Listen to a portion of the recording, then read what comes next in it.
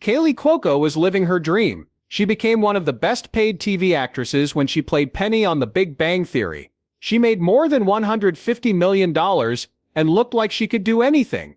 But there was trouble going on behind the cameras. When she got to her trailer in 2022, she did something that shocked everyone there. She got her producers together and said some things that changed everything. The dark truth about her last years on the show comes out in what happened next. The most recent news about her health is sad. It's no longer about money or fame. It's only about 50 miles from Los Angeles, where Kaylee Cuoco was born on November 30th, 1985. And living close to Hollywood changed her life before she knew what that meant. Gary Cuoco, her father, was a real estate agent, and Lane Wingate, her mother, took care of the kids while staying at home. Lane Wingate brought her English and German roots into the family's quiet habits.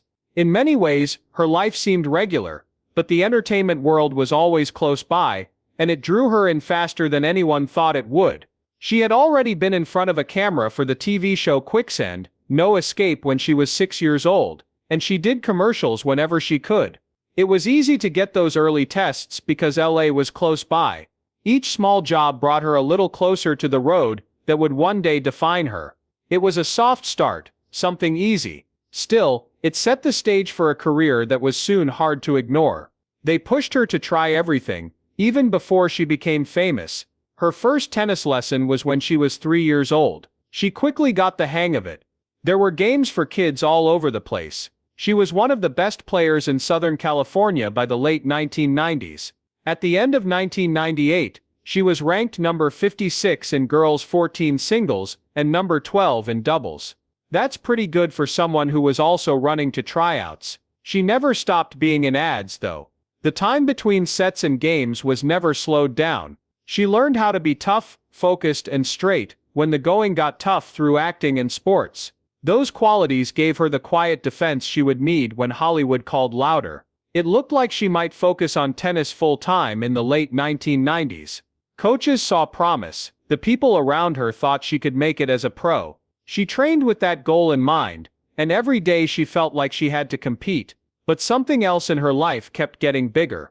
More and more acting parts were coming in. In 2002, she was 16 years old, and already working on TV shows like 8 Simple Rules. Her decision to quit tennis and become an actress came slowly at first, but all at once in 2002. Many people thought she would stay in the sports world, but she knew where she was most at ease. That one choice paved the way for her to get to The Big Bang Theory and everything else that came after. She never had an easy time at school. From the beginning, she didn't feel like the other kids. By the 5th grade, she had to switch to homeschooling to make it to all of her interviews, rounds, and sets. It was tough and easy at the same time. She could keep moving, which made it easier. It was harder because she was alone. She graduated from high school at 16 years old, which sounds great on paper, but made her feel lonely. She never went to school like other kids did. Didn't really fit in, but being able to change things up kept her job. It let her take on bigger parts without being limited by the bell schedule that everyone else had to follow. Her family stayed together through it all. Her dad went with her to the open calls. When things got tough, her mother told her to be kind even though the boss wasn't. From age 15 on, she kept the same directors, managers, and lawyers, which doesn't happen very often in Hollywood. Brianna, her younger sister, soon started acting too. Making the family work together as a tight unit helped her get through the early chaos. She could move forward and trust the road in front of her more when those people were with her. She had jobs before she was 10 years old. At age 6, she played Connie Reinhardt in Quicksand No Escape, which starred Tim Matt and Donald Sutherland. It came out on March 4, 1992. The first thing she did showed her the world she would live in for the rest of her life. By 1995, she was back in the CI5 movie Virtuosity, which came out on August 4, 1995, starring Denzel Washington and Russell Crowe. It was her first movie, and even though it was a small one, it was important because it starred big names. Picture Perfect, which came out in 1997, had her in it as a little girl. In spite of being near the end of the credits, her name was still a sign that Hollywood was taking notice. Each of these early jobs was a step up from the one before it. All through the 1990s, her face kept showing up on TV. In 1990, when she was about 7 years old, she played Miranda in Northern Exposure. In 1994, she played a young Angela. In the movie My So-Called Life, she played a younger Ellen DeGeneres in the 1995 episode of Ellen called Puppy. This episode went on to become one of the most famous in TV history. In 1995, she even went on the show Don't Forget Your Toothbrush. After one guest part after another, she was busy, she was learning, trying out for roles, and filming while also trying to fit in with other kids whose lives were very different from hers. She had earned more than a dozen titles by the end of the 1990s.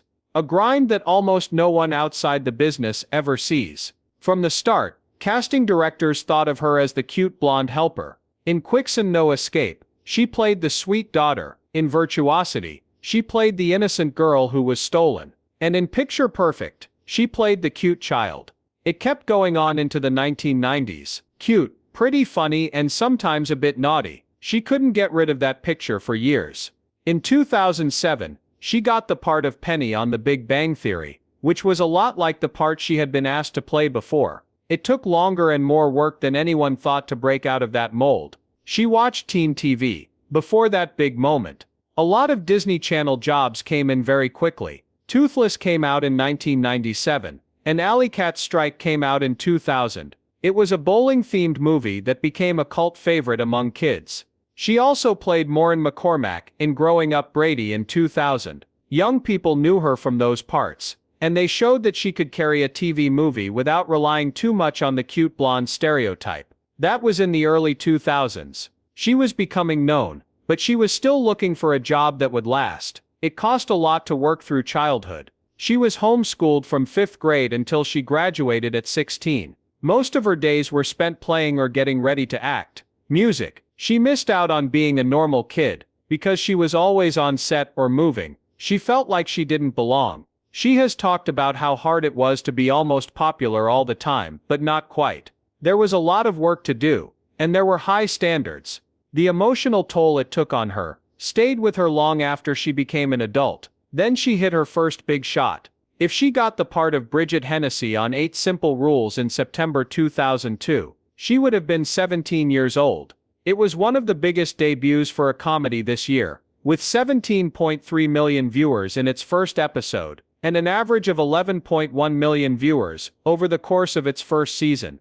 She played John Ritter's character's funny and brave teenage daughter, Bridget.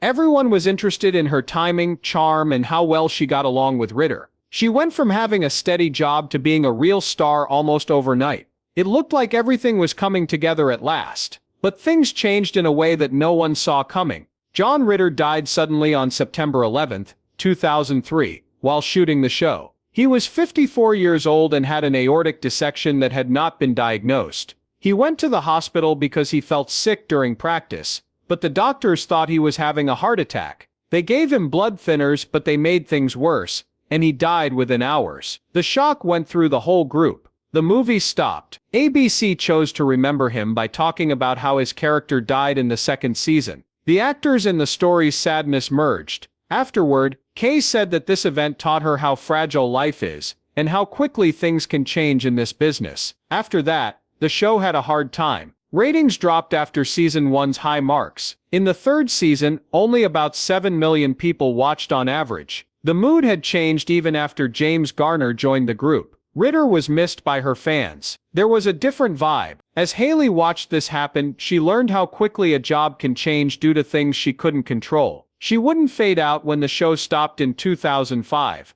The 8th season of Charmed was her first on the show. She played Billie Jenkins, a young witch who was thrown into an already popular show. Even though it wasn't a big part, it kept her in the public eye and gave her a chance to try something new. You made a good choice there. It showed she could change and was ready to keep pushing for momentum. Still, questions started to grow. She wasn't sure if she would ever play a main character again. With 8 Easy Rules, she wasn't sure if her big chance had already passed. She was afraid of being left out while other stars got more attention. She kept those thoughts to herself and pushed through each interview, and she didn't give up. That determination led her right to the door that opened in 2007 when she became Penny on The Big Bang Theory. It showed that sometimes the hardest years make you stronger for the big moment that changes everything. The woman who lived across the hall from Penny wasn't Penny at all when the show first started in 2007. Katie was her name, and Amanda Walsh played her. She had a sharp edge that ran through every scene. She spoke without being soft.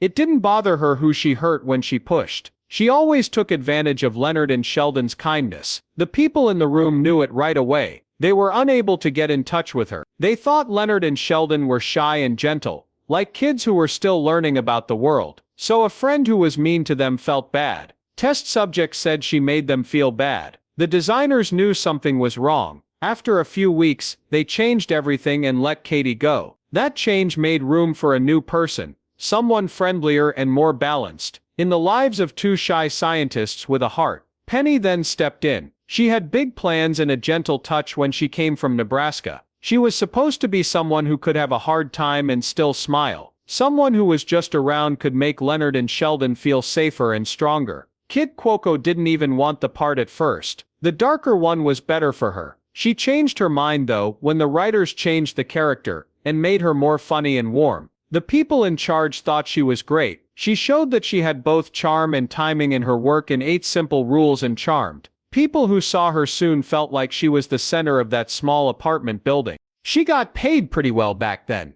She made about $60,000 per show for the first 3 seasons, from 2007 to 2009.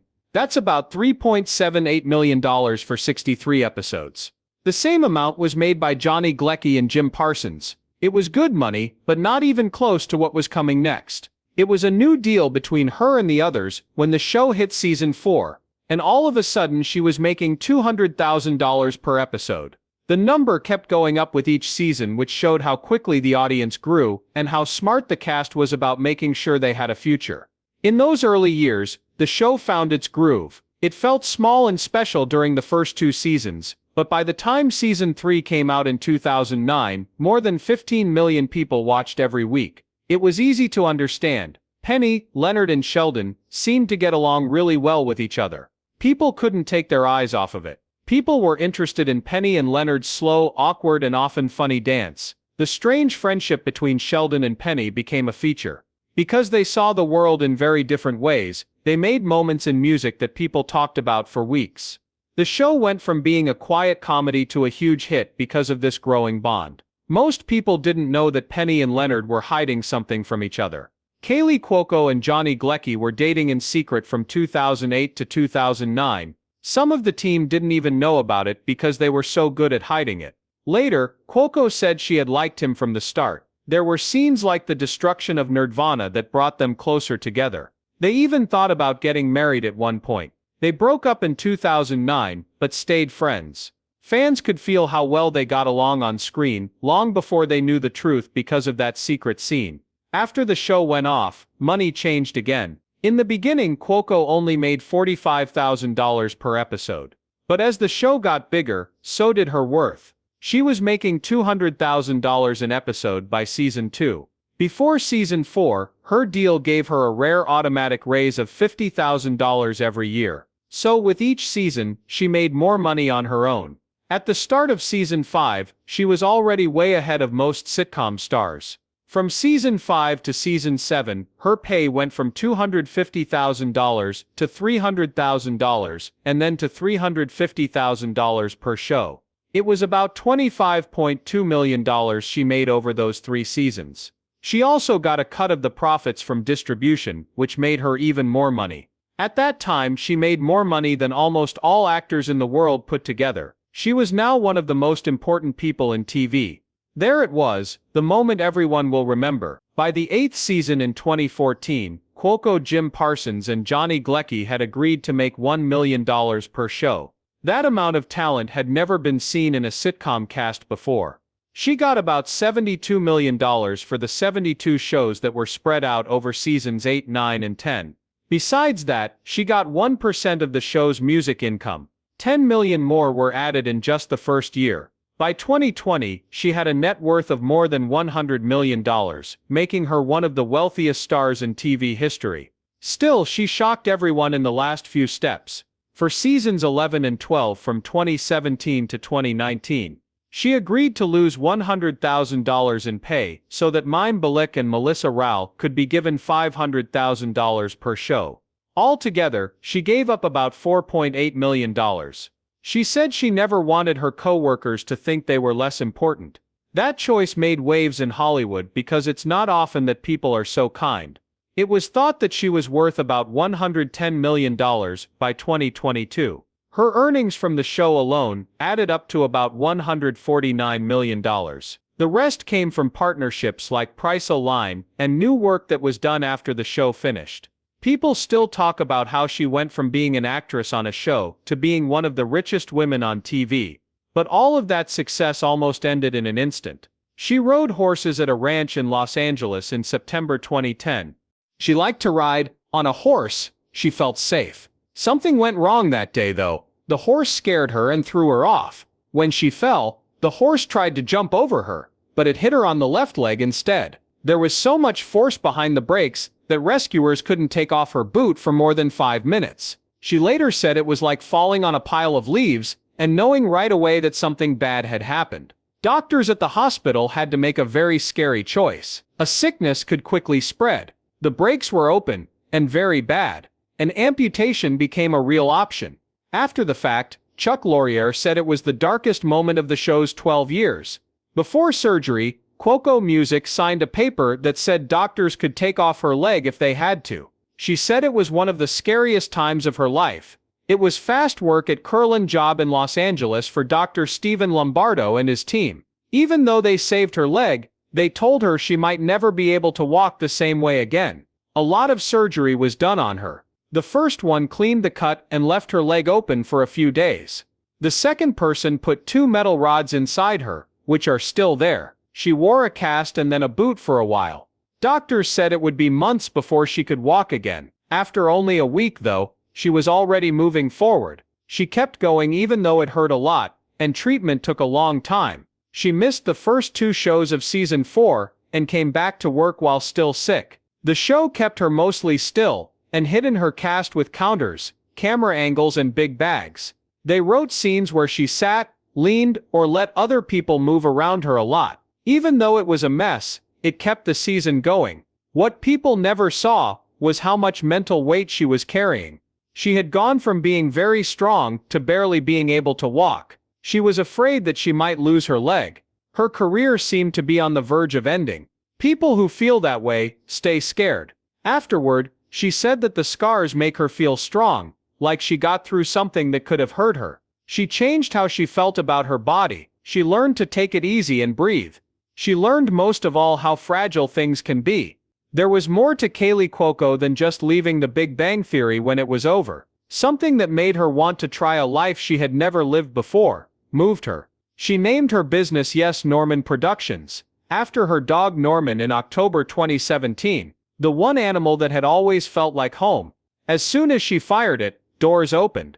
A first-look deal with Warner Brothers Television that lasted for several years gave her freedom she had never felt before. All of a sudden, she wasn't just reading scripts, she was also changing them. She left the world of sitcoms, where she had lived for 12 years, and went after something bigger. When the business moved to Beverly Hills, she made a place where all kinds of stories could be told. That's where shows like Harley Quinn and The Flight Attendant got their start. It was scary and new, but it also felt like her work. Soon, people in the business world began to take notice, as those projects brought in praise, orders, and more chances to grow. When The Flight Attendant showed up in November 2020, everything changed again. At first it looked small, but then it went off. More than 4.5 million people watched the opening, and they couldn't stop talking about it. A woman named Cassie Bowden is caught in a murder mystery while her own life goes downhill. They talked about how she played the part. They talked about the style, the tension and the risky decisions. More awards came their way as they talked. Critics' picks for Emmy Awards.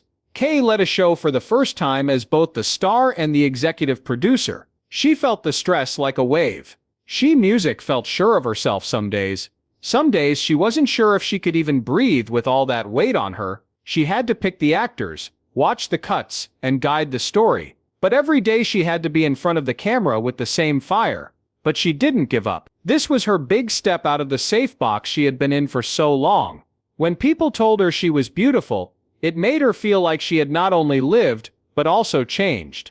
After leaving The Big Bang Theory, she went right into darker parts. In November 2019, Harley Quinn was first. She laughed and snapped her tongue, giving her voice the wild edge the part called for. She also made decisions about the show behind the scenes. A lot of people loved it. Seasons came and went. It went to HBO Max in 2020, which gave her another chance to show that she wasn't just in one genre. She became known over time as someone who could handle drama, comedy, cartoons, and anything else that was thrown at her. People who had only known her as Penny were shocked. It didn't shock her at all. She wasn't stopped by money either. She made more than $150 million a year from The Big Bang Theory. She was making $900,000 an episode by season 11. She sometimes even took less money so her co-stars could get ahead with her. She was free because she had that much money. It gave her the chance to try things that might not work out. She didn't have to worry about losing everything when she started Yes, Norman to make movies. She could work on projects that were scary, weird, or fun. And she did it over and over because she finally knew that safety can open doors, not just talent. After that, her personal story wound around itself. It was quick for her marriage to Ryan Swingerting to start and end. They met in August 2013, promised to marry in September, and did so on December 31, 2013. It takes 3 months from meeting to getting engaged,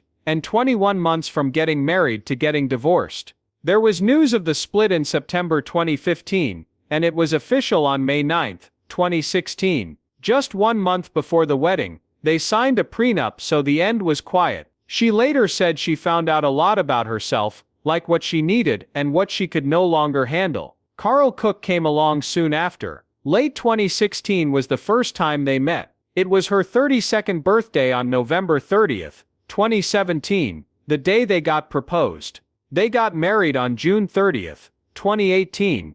They were liked by many people. They put up pictures and sweet notes, and it looked like they would be together for a long time.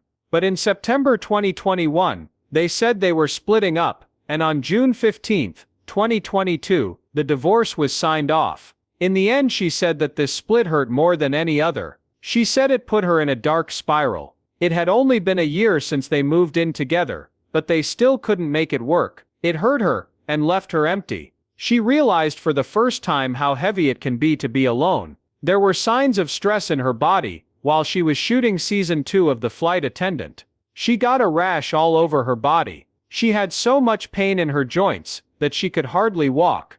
It was one of the worst times of her life, she said. In her role as Cassie, she was mentally falling apart, and Kay herself felt the same way. She worked even when the cameras stopped rolling, and it hurt so much that she had to stop. Her co-star and close friend Zoza Mamamith stepped in and even moved in with her to help. It became clear how painful feelings can wrap around the body so tightly. In the end, Kay did something to help herself. She went into her room, called her producers together, and said she needed help. Even she was shocked by the words. She used to be the one who kept everything together, but now she can't. She went to therapy for the first time, and it changed her life. She told him that she had been sad and lonely. She let herself cry. She let other people help her. She became stronger than she thought. She started being honest about her mental health, in the hopes that it would help other people who are struggling to ask for help. After that, something soft came into her life. It wasn't until early 2022 that she met Tom Pelphrey through their manager, Andrea Pett Joseph. It was love at first sight, she said. He put Polaroids of them on Instagram on May 3, 2022. She put up pictures of mountains. In a new way, they both looked happy. She said it seemed like the end of her life, or the start of a new one. Then she saw that it was beginning. Matilda Carmine Ritchie Pelphrey was born on March 30, 2023. There were pictures of her, and thanks to the nurses and people who helped her on the internet, being a mom changed her again. The work stopped.